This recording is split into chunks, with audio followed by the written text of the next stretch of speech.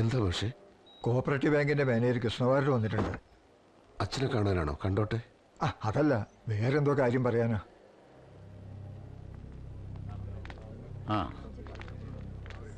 അച്ഛൻ എങ്ങനെയുണ്ട്? അതേ അവസ്ഥ തന്നെ. എന്താ വരേ? അല്ല, ഈ സമയത്ത് ഞാനിതിവിടെ പറയാൻ പാടുണ്ടോ എന്ന് എനിക്കറിയില്ല. സൊസൈറ്റിയും ബാങ്കും ഒക്കെ പാർട്ടിയുടെ ആണെങ്കിലും ബാങ്കിലെ മാനേജർ എന്ന നിലക്ക് എനിക്കൊരു ഉത്തരവാദിത്വം ഉണ്ടല്ലോ. ഇടയ്ക്കെപ്പോഴെങ്കിലും ബോധം തെളിഞ്ഞപ്പോൾ മറ്റേ കാര്യത്തെക്കുറിച്ച് എന്തെങ്കിലും പറഞ്ഞിരുന്നോ? എന്ത് കാര്യം? നെല്ല് സംഭരിച്ച് അരിമില്ല് തുടങ്ങാൻ വെച്ച ഫണ്ടിൽ നിന്ന് എടുത്ത കാശാണല്ലോ. ആര് കാശെടുത്തു? സൊസൈറ്റിയുടെ എന്തോ അത്യാവശ്യത്തിന് ഗോപാലേട്ടൻ ബാങ്കിൽ നിന്ന് 20 ലക്ഷം രൂപ എടുത്തിരുന്നല്ലോ. സൊസൈറ്റിയുടെ അത്യാവശ്യത്തിനോ? അങ്ങനെ ഒരു കാശിന്റെ ആവശ്യം വന്നിട്ടില്ലല്ലോ. ഇന്നലെ വരെയുള്ള കണക്കുകളൊക്കെ ഞാൻ നോക്കിയതാണല്ലോ. അതെനിക്കറിയില്ല. ബാങ്കിൽ നിന്ന് പിൻവലിച്ചതിന് ബാങ്കിൽ തെളിവുണ്ട്.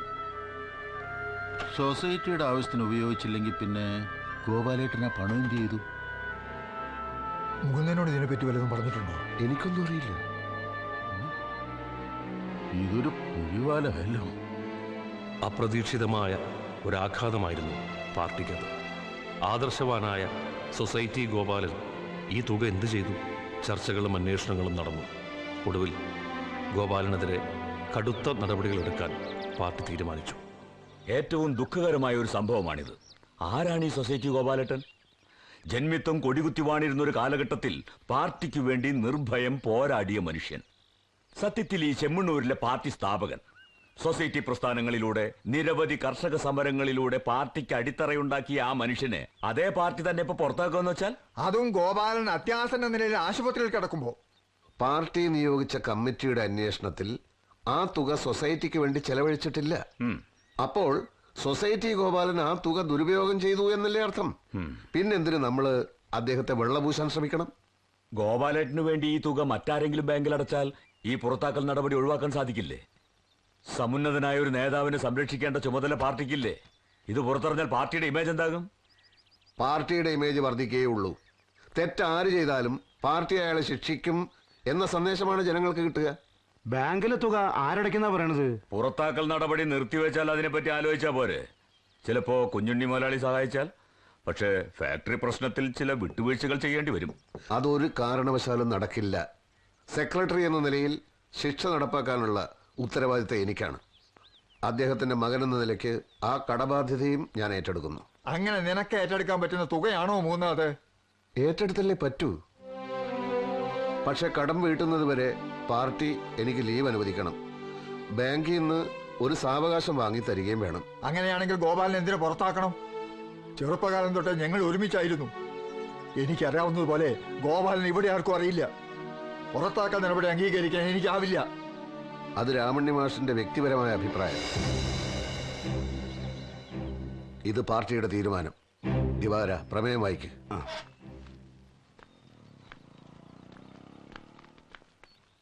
സഖാക്കളെ, പാർട്ടി നിശ്ചയിച്ച പ്രത്യേക അന്വേഷണ സംഘത്തിന്റെ പ്രാഥമിക നിഗമന പ്രകാരം സഖാവ് സൊസൈറ്റി ഗോപാലൻ എന്ന ചിറ്റെഴുത്ത് ഗോപാലിനെ പാർട്ടിയുടെ പ്രാഥമിക അംഗത്തിൽ നിന്നും സസ്പെൻഡ് ചെയ്യുവാൻ. ഗോപാലേട്ടൻ പോയി.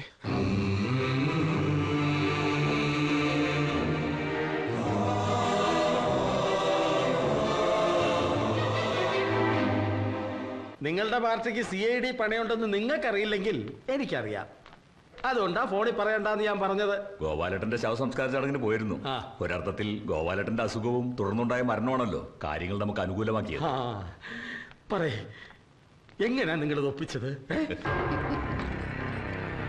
സൊസൈറ്റിക്ക് വേണ്ടി ഒരു എമൗണ്ട് ലോൺ എടുത്തപ്പോ ഗോപാലേട്ടൻ ഒപ്പിട്ട് ഒരു ബ്ലാങ്ക് ചെക്ക് സെക്യൂരിറ്റി എന്ന നിലക്ക് വാങ്ങി സൂക്ഷിച്ചിരുന്നു. അതിലൊരു 20 ലക്ഷം രൂപ എഴുതി പണം ഡ്രോ ചെയ്തു. കണ്ടുപിടിച്ച അകത്താവുന്ന കേസാണ്. പക്ഷേ നിങ്ങൾ രണ്ടുപേരും എന്നെ കൈവിടില്ല എന്നുള്ള. കൊള്ളാം. എന്നെ കടിച്ചു കൊല്ലാൻ നോക്കിയ കരിമൂർഖന്റെ പത്തി ചതച്ചരച്ച് ചമ്മന്തിയാക്കിയ തന്നെ കൈവിടാനോ? അപ്പൊ ഇനി എന്താ പരിപാടി? കരുതലോടെ നീങ്ങണം. ചിലതൊക്കെ മനസ്സിലുണ്ട്. ഒക്കെ ഞാൻ അപ്പൊ പറയിക്കാം. എനിക്ക് അടിയന്തരമായി തിരുവനന്തപുരത്ത്. ആരുടെ അടിയന്തരം? അവിടെ സ്റ്റേറ്റ് കമ്മിറ്റി നടക്കുക. ഞാൻ ചെന്നിട്ട് വിളിക്കാം. ഓക്കെ.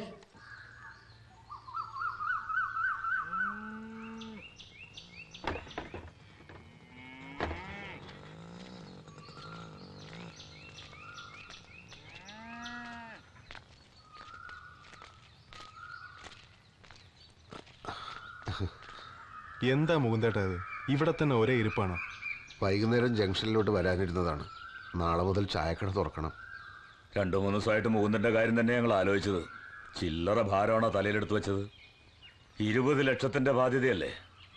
എത്ര കാലം പരിപ്പോടെയും ചായയും വിറ്റാലാ 20 ലക്ഷത്തിന്റെ കടം വീട്ടാൻ പറ്റുക? അത് പ്രായോഗികമാണോ? എനിക്ക് വേറൊരു പണിയും അറിയില്ലല്ലോ. അല്ലേ പിന്നെ കിളക്കാനോ തെങ്ങ് കയറാനോ പോണം.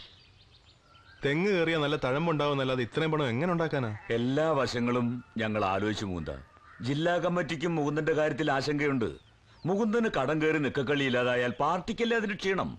അതുകൊണ്ട് എല്ലാവരും ചേർന്ന് ഒരു തീരുമാനത്തിലെത്തിയിരിക്കുക. എന്ത് തീരുമാനം?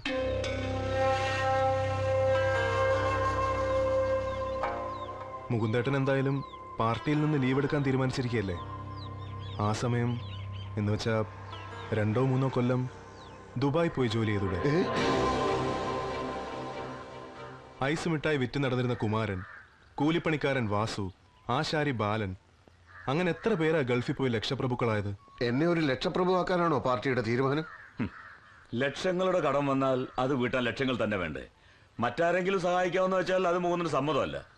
എന്തായാലും ചായക്കട നടത്തി ഈ കടം വീട്ടാമെന്ന് സ്വപ്നത്തിൽ പോലും ചിന്തിക്കണ്ട.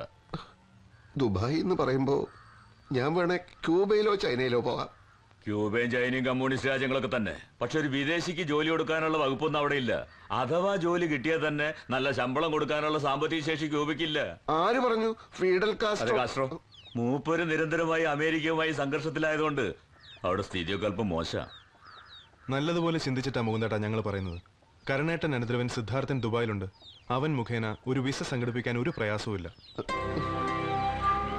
ജില്ലാ കമ്മിറ്റി പറയുന്നത് മുകുന്ദനെ പോലെയുള്ള ഒരു നേതാവിന്റെ ആവശ്യം ഇപ്പൊ ദുബായിലുണ്ടെന്ന. ആയിരക്കണക്കിന് മലയാളികൾ ജോലി ചെയ്യുന്ന സ്ഥലമല്ലേ? അവർക്ക് പ്രശ്നങ്ങളുണ്ട്. അവർ സംഘടിതരല്ല. മുകുന്ദന് അവർക്കിടയിൽ കാര്യക്ഷമമായി പ്രവർത്തിക്കാൻ കഴിയുമെന്നാണ് ജില്ലാ കമ്മിറ്റിയുടെ വിലയിരുത്തൽ. പ്രവാസികൾക്ക് വോട്ടവകാശം ലഭ്യമാക്കാനുള്ള ചർച്ചകൾ നടക്കുകയാണല്ലോ. അതുകൊണ്ട് എത്രയും വേഗം നമ്മുടെ വഴിയിലേക്ക് അവരെ കൊണ്ടുവരേണ്ടതും അത്യാവശ്യമാണ്. മുകുന്ദനൊന്നും അറിയണ്ട, എല്ലാം ഞങ്ങൾ നോക്കിക്കോളാം. ദുബായിക്ക് പോകാൻ മാനസികമായി തയ്യാറെടുക്കുക, അത്രേ മുകുന്ദൻ ചെയ്യേണ്ടതുള്ളൂ.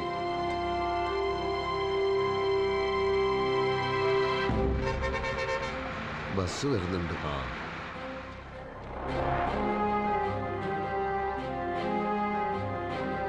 വിഷമിക്കണ്ട, ഇതൊരു സ്ഥലം മാറ്റായിട്ട് കരുതിയാൽ മതി. മാറാത്തതൊന്നേ ഉള്ളൂ മാറ്റം എന്ന് മാർസ് പറഞ്ഞിട്ടുണ്ടല്ലോ. കടബാധ്യത തീർക്കാനാണെങ്കിലും അവിടുത്തെ തൊഴിലാളികൾക്കിടയിൽ പ്രവർത്തിക്കാനാണല്ലോ ഞാൻ പോകുന്നത്.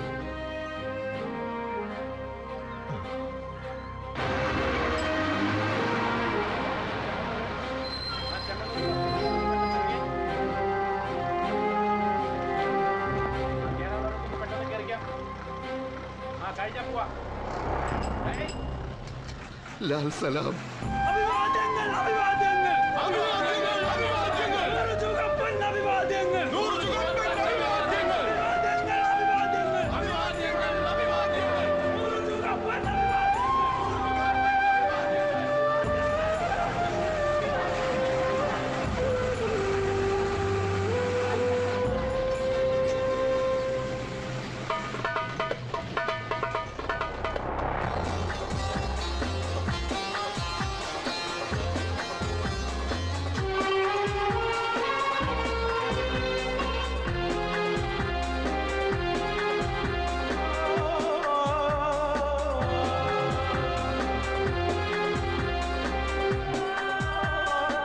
മുകുന്ദേട്ടൻ ആദ്യമായിട്ടില്ലേ ദുബായിലേക്ക് വരുന്നത്?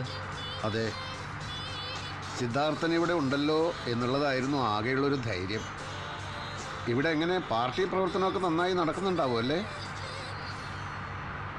സഖാവ് കരുണന്റെ അനന്തരവനോട് അങ്ങനെ ഒരു ചോദ്യം ചോദിക്കേണ്ടതില്ലെന്ന് അറിയാം. സിദ്ധാർത്ഥൻ ഇപ്പോൾ ഇവിടെ വന്നിട്ട് എത്ര കാലമായി? 4-5 കൊല്ലായി. പാർട്ടി പ്രവർത്തനം എന്ന് പറഞ്ഞാൽ മുകുന്ദേട്ടൻ എന്താ ഉദ്ദേശിക്കുന്നത്? പാർട്ടി പ്രവർത്തനം എന്ന് പറഞ്ഞാൽ തന്നെപ്പോലെ തൻ്റെ സഹജീവികളും തുല്യ നിലവാരത്തിൽ ജീവിക്കുന്നുണ്ടെന്ന് ഉറപ്പുവരുത്തുക. അവരെ ചൂഷണം ചെയ്യാൻ ശ്രമിക്കുന്ന ബൂർഷാ ശക്തികളെ ശക്തമായി ഉപരോധിക്കുക. അതൊക്കെ നോക്കാൻ ഈ രാജ്യത്ത് ഒരു നിയമവ്യവസ്ഥ ഉണ്ടല്ലോ. ഉണ്ടാവാം, എന്നാലും കുത്തക മുതലാളിമാർ ഇവിടെ വളരെ കൂടുതലാണെന്നാണ് കേട്ടിട്ടുള്ളത്. സത്യം പറഞ്ഞാൽ ചൈനയിലോ ക്യൂബയിലോ പോകണമെന്നായിരുന്നു എൻ്റെ ആഗ്രഹം. എങ്കിൽ നന്നായനെ ക്യൂബ.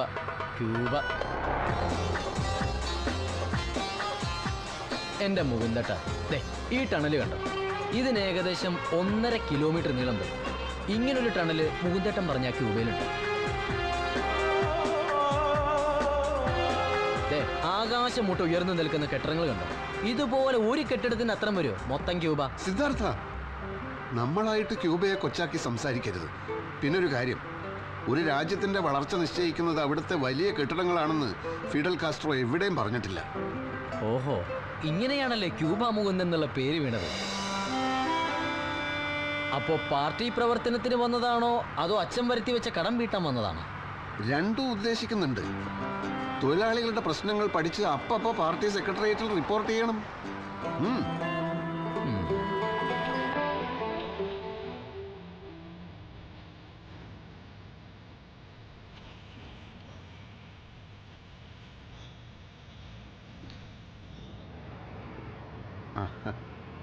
മുകുന്ദേട്ടനെ പിടിക്കാത്ത പല കാര്യങ്ങളും ഇവിടെ കണ്ടേക്കാം. എന്ന് വെച്ച് സമരം ചെയ്ത് ഇവിടത്തെ സർക്കാരിനെ വലച്ചു കളയരുത്.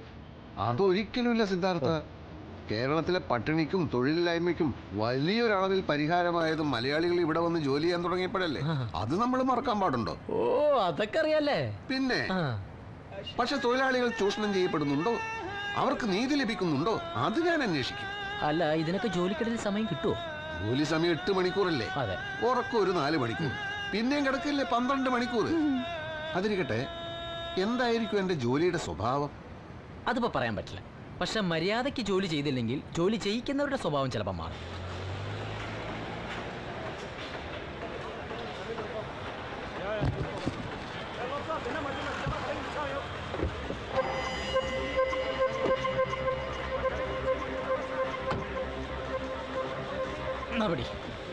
അയ്യോ, ഇതെന്തിനാ ഇങ്ങോട്ടെടുത്തത്? റൂമിൽ വെച്ചാ പോരായിരുന്നോ? കൂടെ കൊണ്ട് നടക്കുന്നത് എപ്പോഴും സൗകര്യം. മാത്രമല്ല, തൊഴിലാളികളുടെ പ്രശ്നങ്ങൾ നേരിട്ട് കണ്ട് പഠിച്ച് റിപ്പോർട്ട് തയ്യാറാക്കാനുള്ള പെന്നും പേപ്പറും ഫയലൊക്കെ ഇതിനകത്തല്ലേ. ജൽദി കരോ. അസ്സലാമു അലൈക്കും. വാലൈക്കും അസ്സലാം.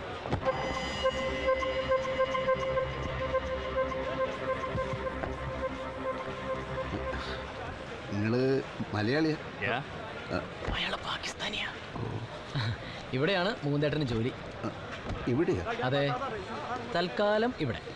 സത്യത്തിൽ മുകുന്ദേട്ടൻ ലേബർ സപ്ലൈ കമ്പനിക്കാരുടെ ആളാ. അതായത് ഒരു കമ്പനിക്ക് സ്വന്തമായി തൊഴിലാളികളെ പോരാതെ വരുമ്പോൾ ലേബർ സപ്ലൈ കമ്പനി ആ കമ്പനിക്ക് ആളുകളെ വാടകയ്ക്ക് കൊടുക്കും. വാടക കൊടുക്കുക ആളുകളെ? അതെ. ഇന്നിവിടെയാണ് പണിയെങ്കിൽ അടുത്ത ആഴ്ച വേറെ സ്ഥലത്തായിരിക്കും പണി. അതുകൊണ്ട് ഓരോരോ തൊഴിൽ മേഖലയിലെയും പ്രശ്നങ്ങൾ വളരെ വിശദമായിട്ട് തന്നെ പഠിക്കാൻ പറ്റും. എന്തായിരിക്കും എൻ്റെ ജോലിയുടെ ഒരു സ്വഭാവം? അത് ഉടനെ തന്നെ മനസ്സിലാവും. അയാളുടെ കൂടെ അങ്ങോട്ട് പോയാൽ മതി. ഞാൻ അങ്ങോട്ട്. അല്ല, നീ അങ്ങനെ പോയാൽ എനിക്ക് റൂമിലേക്ക് തിരിച്ചു വരാനുള്ള വഴി അറിയില്ലല്ലോ. കമ്പനി താമസിക്കാനുള്ള സ്ഥലം തരും, അങ്ങോട്ട് എത്താനുള്ള ട്രാൻസ്പോർട്ടേഷൻ ഉണ്ടാവും. ഒക്കെ ഞാൻ ഏർപ്പാടാക്കിയിട്ടുണ്ട്. അത് കമ്പനിക്ക് ഒരു ബുദ്ധിമുട്ടാവില്ലേ? കമ്പനിക്ക് ഒരു ബുദ്ധിമുട്ടുണ്ടാവില്ല. വളരെ വിശാല മനസ്കതയുള്ള കമ്പനിയാ. ലാൽ സലാം. चल रहे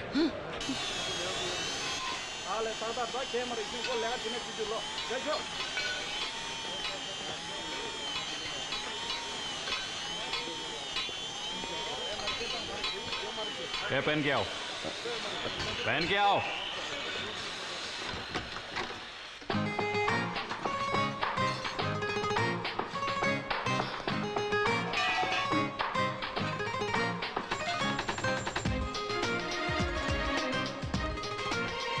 सामान सब उधर रख.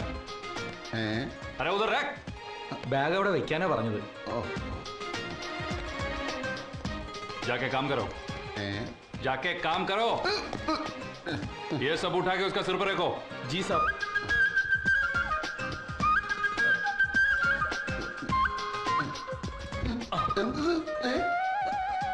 പുറകോട്ട് പുറകോട്ട് പുറകോട്ട് കടന്നോ.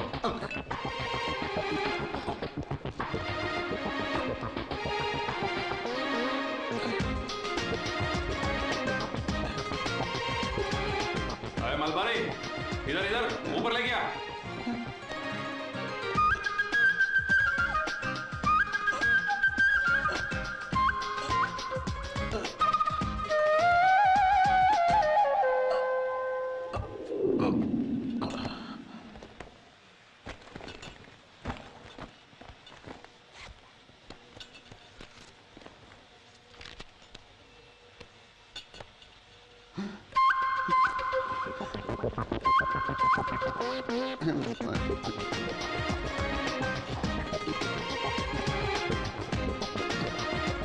വെച്ചോളി.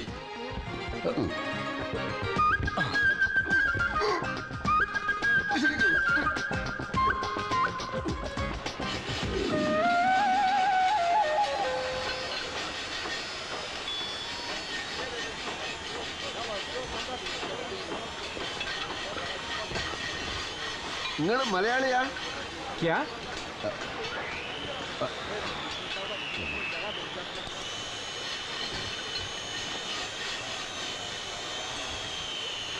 നിങ്ങൾ മലയാളിയാ? അതെ. എന്നതാ പ്രശ്നം? പേര്? അരവിന്ദൻ. നാട്ടിലെവിടെയാ സ്ഥലം? ചെങ്ങന്നൂര്. എന്നാത്തിനാ? എത്ര കാലമായി ഈ കമ്പനിയിൽ? 4-5 കൊല്ലമായി. തനിക്ക് എന്നാ വേണം? അല്ല, ഇവിടുത്തെ തൊഴിൽ സാഹചര്യങ്ങളിൽ താങ്കൾ തൃപ്തനാണോ? അല്ലെങ്കിൽ എന്തുകൊണ്ട് തൃപ്തനല്ല എന്ന് പറയണം. പറഞ്ഞ പരിഹാരം ഉണ്ടാക്കാം. ആര്? നിങ്ങളോ?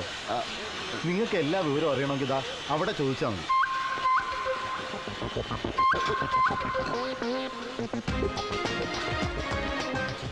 ये इसका सर पर रखो.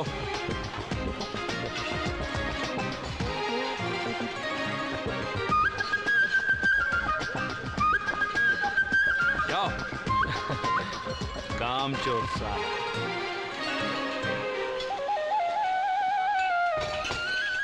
ഒന്ന് പിടിക്കും.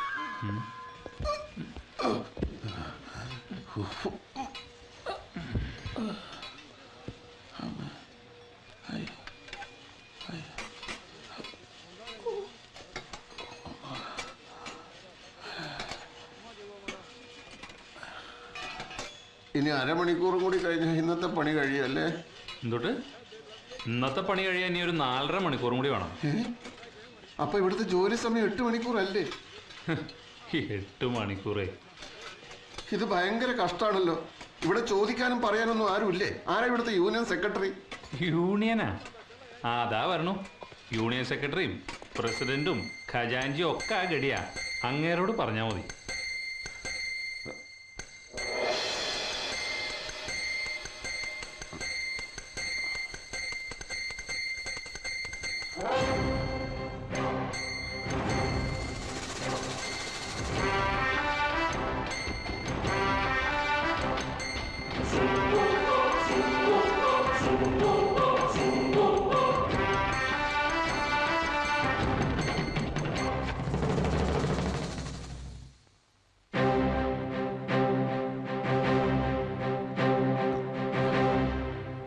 ടോയ്ലറ്റ് വേണം.